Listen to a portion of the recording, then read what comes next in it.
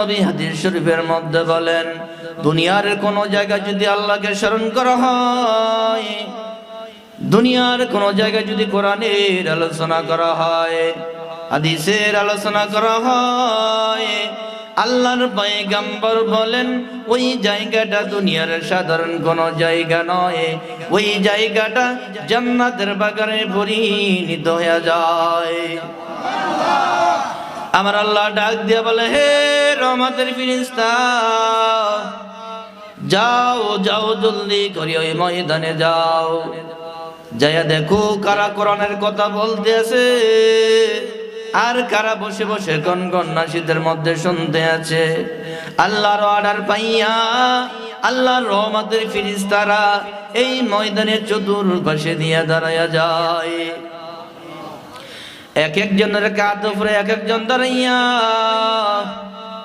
একেবারে আল্লাহর আরশ পর্যন্ত দাঁড়ায়া যায়। আমার আল্লাহ ডাক দিয়া বলে, রে ফেরেশতা,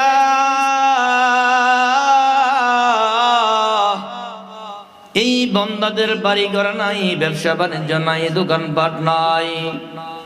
ফেরেশতারা ডাক দিয়ে বলে, মাওলা গো, আমরা জানি এদের দোকানপাট আছে, ব্যবসা বাণিজ্য আছে, হাল চাষ বাড়ি ঘরে সব কিছু আছে।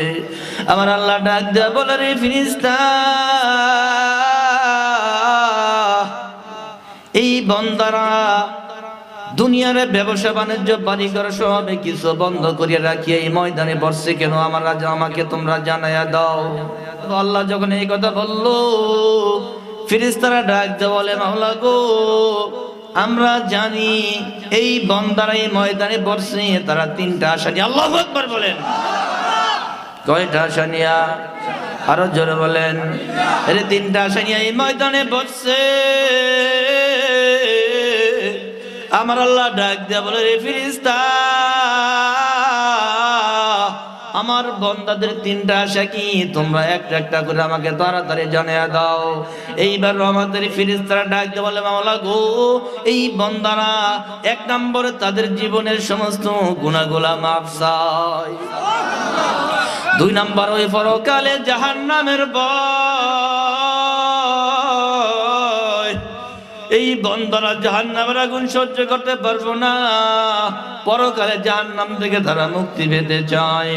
তিন নম্বরে দাবি হলো তারা পরকালে জান্নাত পেতে চায়। আমার আল্লাহ ডাক দিয়ে বলে, রে ফেরেশতা,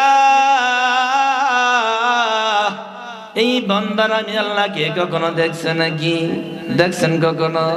ফেরেশতারা বলবে, না মাওলা, আপনাকে কখনো দেখে নাই। আমার বানানো জান্নাত জাহান্নাম কখনো দেখছে নাকি? কয় না মাওলা, আপনার বানানো জান্নাত দেখে নাই, জাহান্নাম তারা কখনো দেখে নাই। আমার আল্লাহ ডাক দিয়ে বলে, ফেরেশতা,